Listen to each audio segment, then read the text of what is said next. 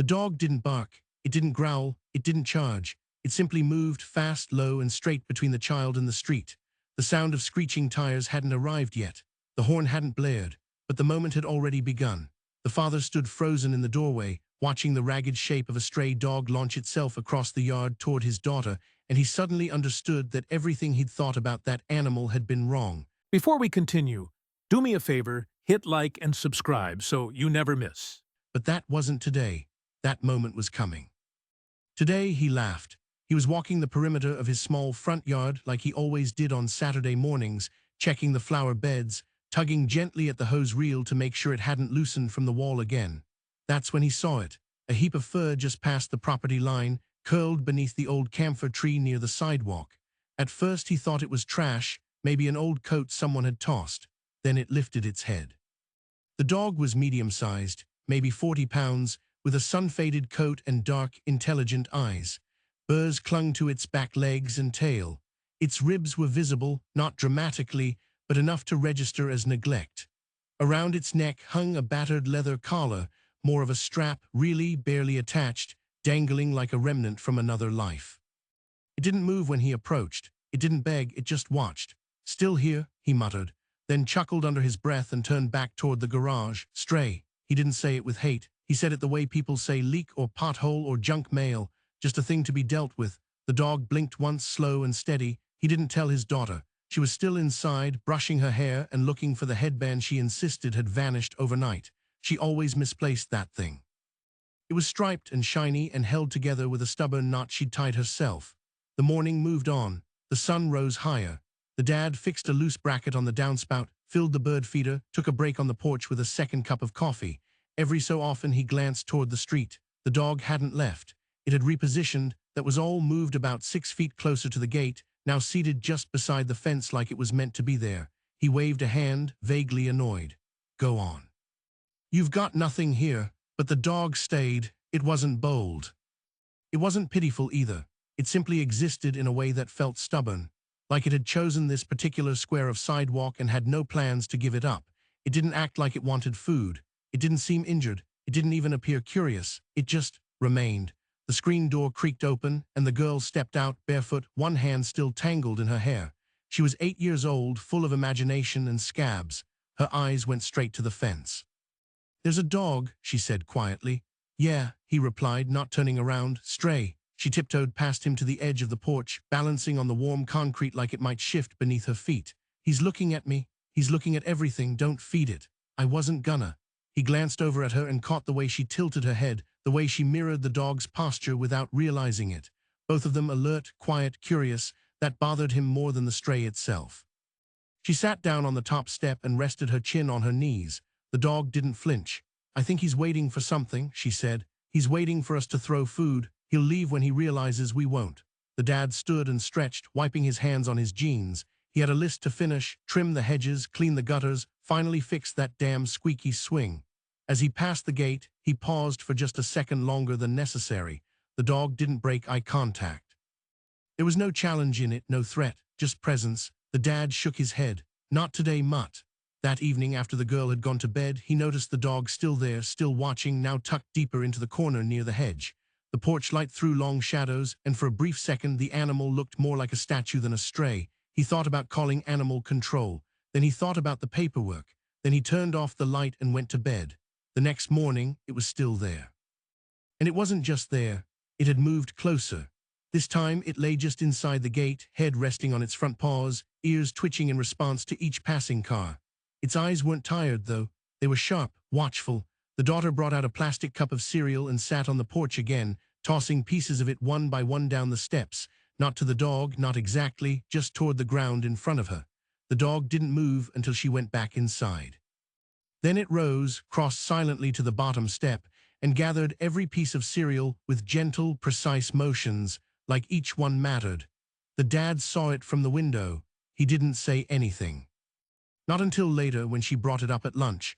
"I think he likes Cheerios," she said, stirring her soup. He sighed. "He likes staying alive. Can we keep him?" He blinked. "He's not a pet." "But no, he's just hanging around. Don't encourage it." She didn't say anything else. But that night she left a small dish of water just outside the porch. And in the morning it was empty. The The dog had begun to learn her schedule. When she went out to draw chalk maps on the sidewalk, it lay near the gate.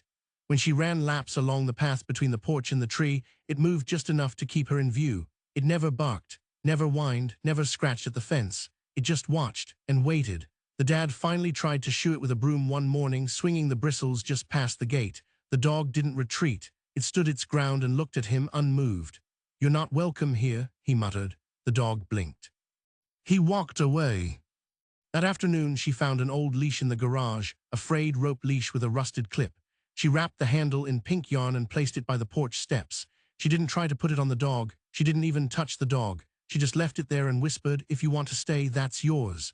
The dog sniffed it once and didn't move again. The dad saw the leash later, frowning. "You're not naming it, are you?" "No, good, it's not staying." But in her notebook, she wrote the name down anyway. Carefully, twice. That night before bed, she looked through the window again. The dog was still there, still watching. And across the yard, the gate latch ticked in the wind. The dad didn't hear it. The dog did, and it didn't sleep. The next morning began with silence, the kind that hangs in the air before the world fully wakes.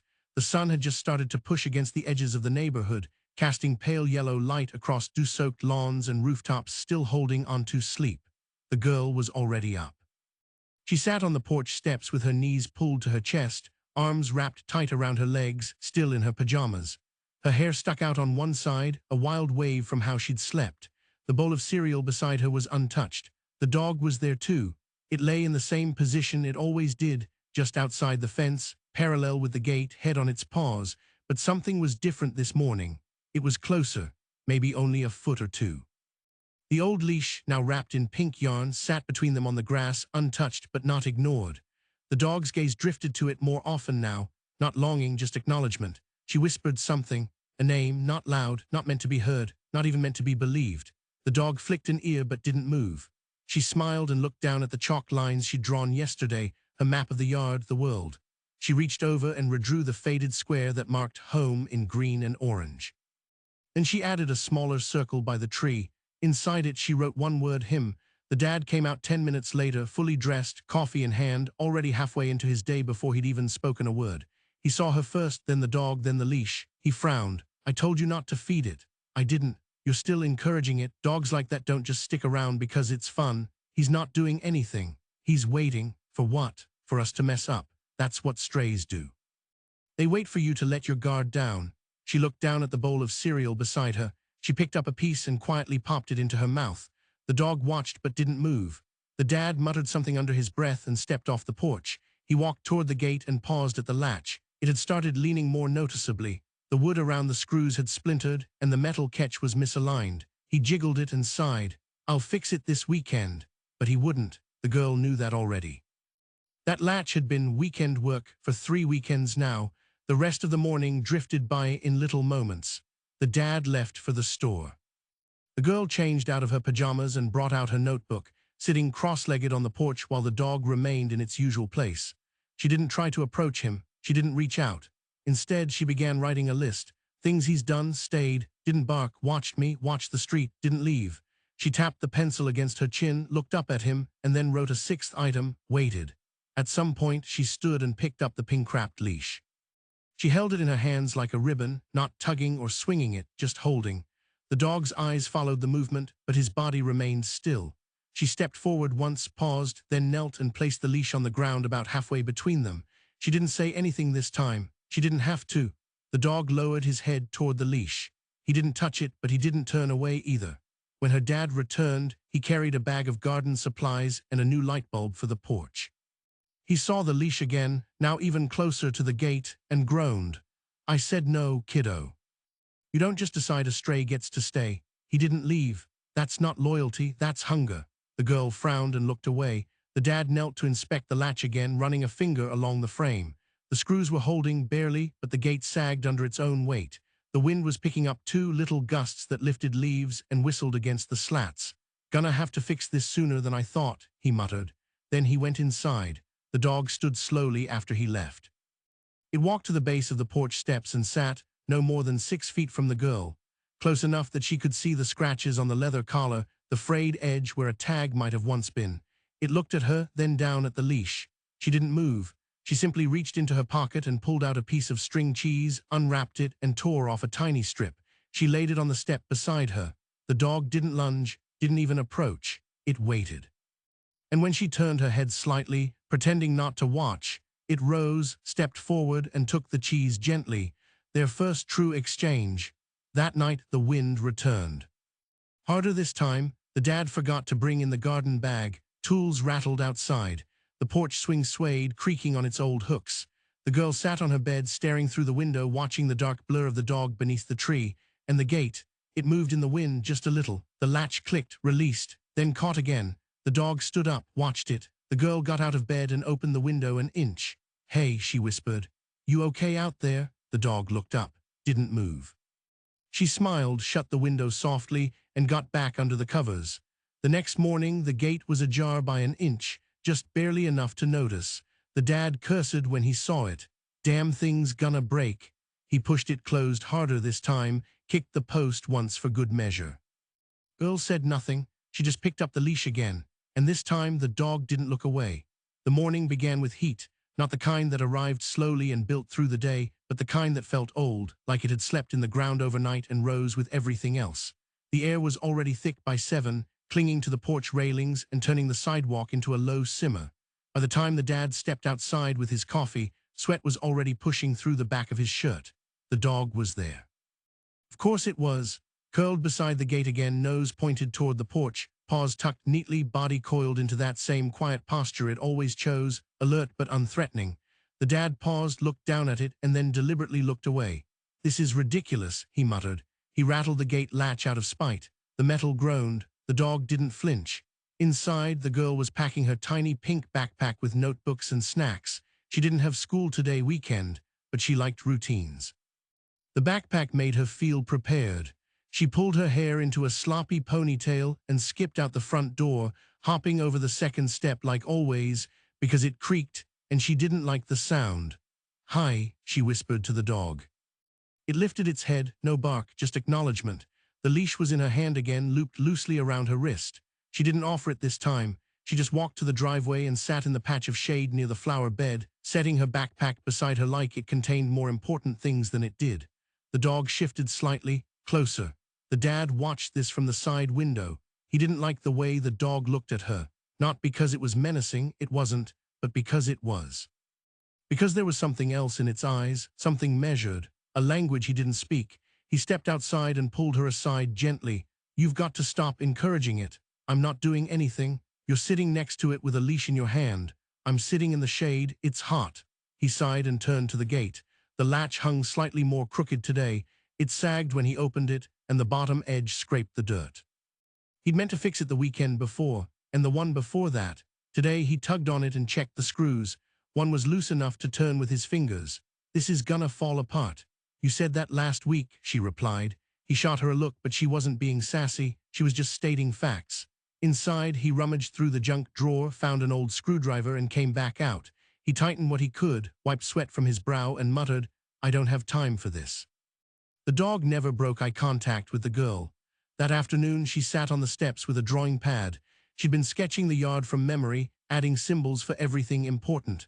The tree, the swing, the porch, the dog. She drew it curled up near the gate, and then in a second version, standing between her and something she didn't draw, just a shadow, a shape.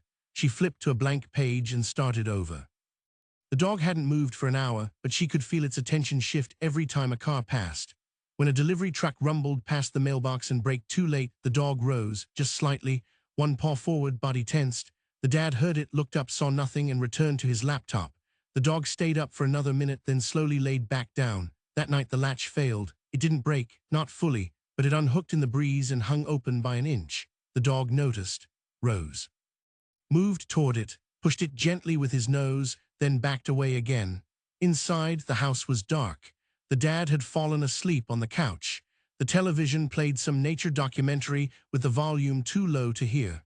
The girl was in bed, curled in her blanket, one hand near the window. She dreamed of a sound she hadn't heard, metal on wood, movement in wind. The next morning, she was the first one up. When she stepped outside, the dog was sitting in the exact same spot, but the leash was no longer on the porch. It was at the gate, coiled perfectly, as if it had been carried. She looked at the dog. The dog looked at her. She smiled, picked up the leash, and wound it around her wrist again. This time she sat beside the gate, not far, not close. The dog moved a few inches, closed the space between them. It didn't cross the line, just made sure it was ready. The dad came out late, rubbing his face, irritated with himself for oversleeping. He stepped onto the porch, caught sight of the leash by the gate, and lost his patience. "That's enough," he snapped. "I don't care if it's harmless. I don't care if it just lays there like a statue. It's not staying." "She didn't do anything," the girl said softly. He turned to her. "You think this is a storybook? That it's some kind of magical dog who just showed up for you?" She didn't answer. The dog rose, body alert now, but not aggressive, just poised.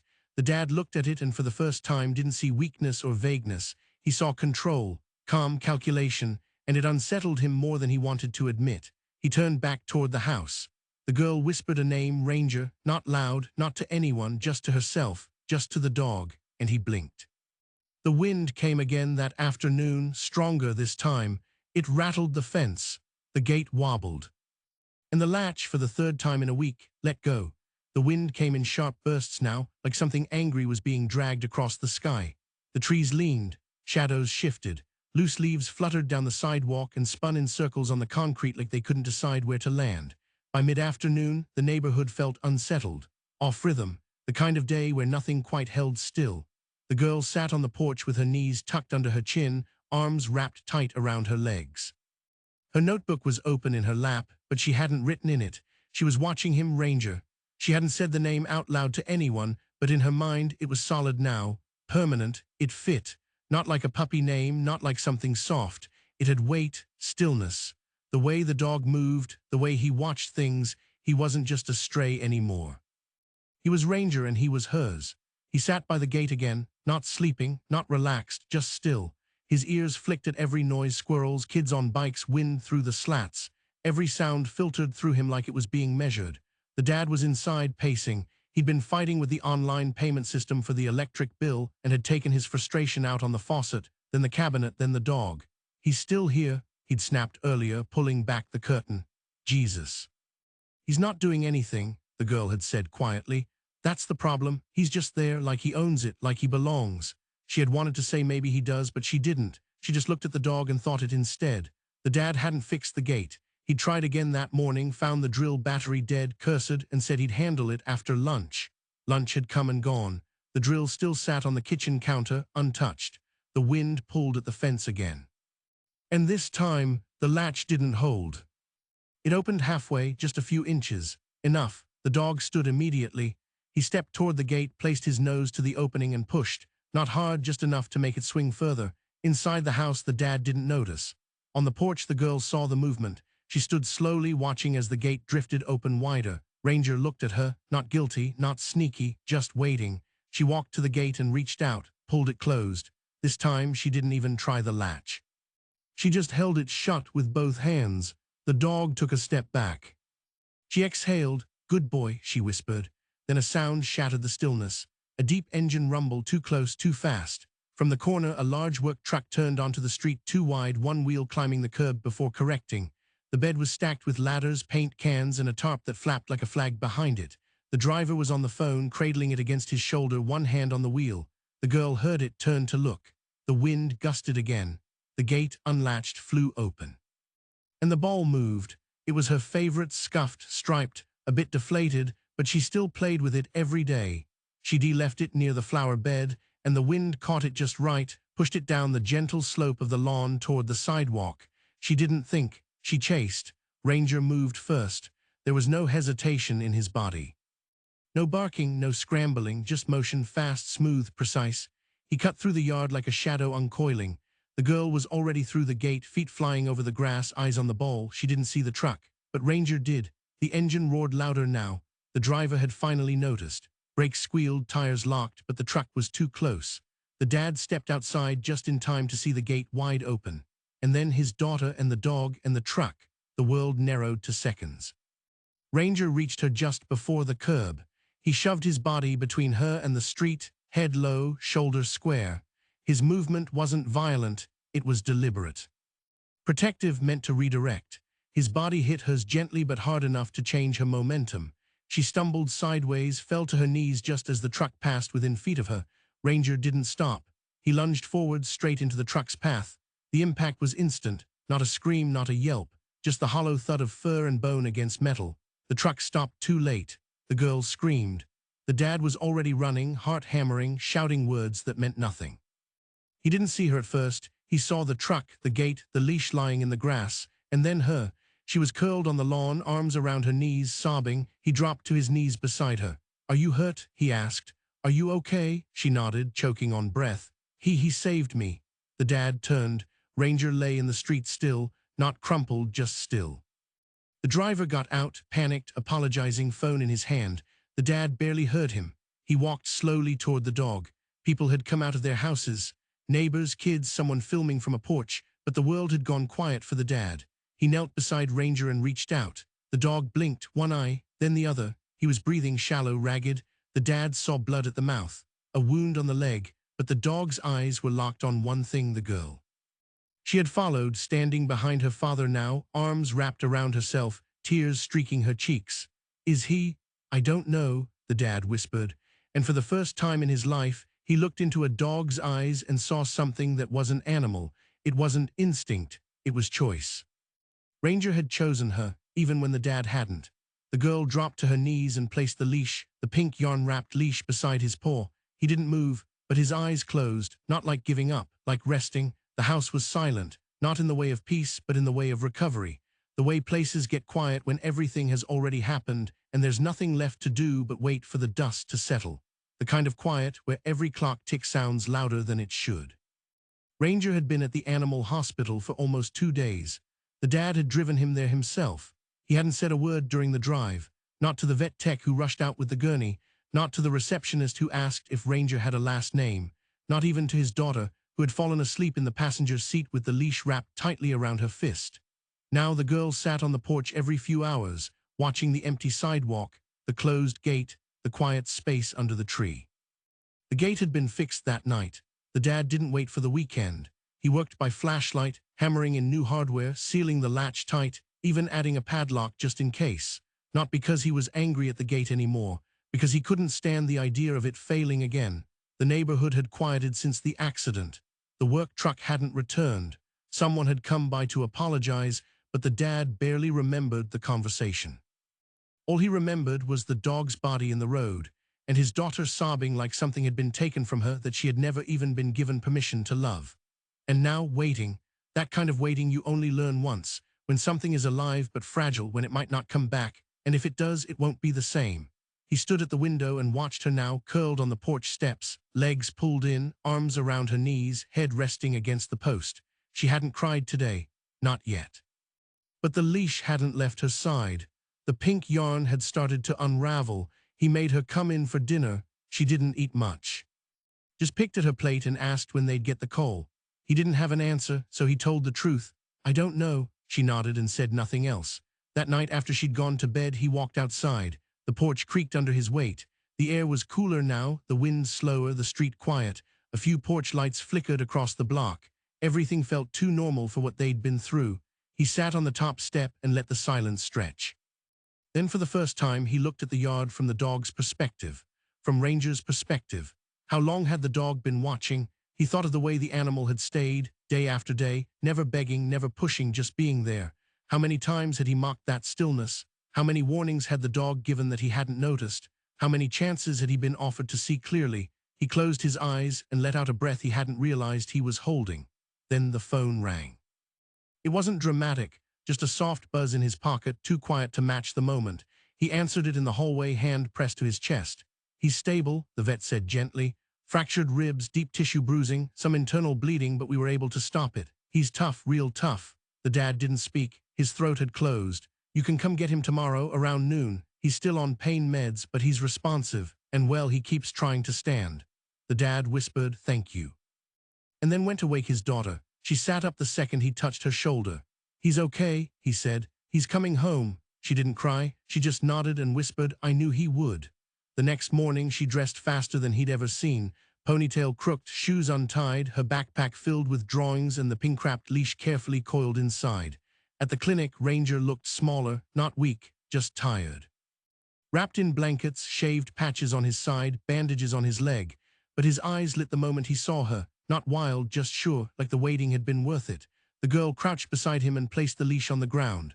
"I fixed the gate," her father said, voice soft. Ranger looked at him, and for the first time the dad stepped forward, bent low, and placed a hand on the dog's head. "I didn't see you," he whispered. "I do now." The girl clipped the leash to Ranger's collar. It clicked solid, final. The dog stood shaky but upright, leaning into her side like a tree finding balance after a storm. The ride home was silent but warm. No one needed to say anything. When they pulled into the driveway, the dad opened the gate himself, held it wide. No latch to fail, no gust of wind to interfere. The dog stepped onto the grass and paused. He looked at the porch, the tree, the girl, and then the dad. "I was wrong," he said quietly. "You weren't a stray." He held out something in his hand, a new collar, deep brown leather, simple, strong. The name tag wasn't fancy, just one word etched clearly, Ranger. He clipped it gently around the dog's neck. It fit. The girl knelt and hugged him, burying her face in his fur. The dog leaned into her with all the weight he could manage. They didn't need to go inside right away. They stayed in the yard, all three of them. The dog who had once waited outside the fence, the girl who had trusted him, and the father who finally understood. The gate swung shut behind them, and this time it latched. Dogs truly are the most loyal companions in our lives. What did you think of this heartwarming story? Let us know in the comments. Like the video and share it with your friends. Subscribe to our channel for daily emotional dog stories. Turn on notifications so you never miss an update. Click here to watch the next story of love, loyalty, and the incredible bond we share with our paw-some friends.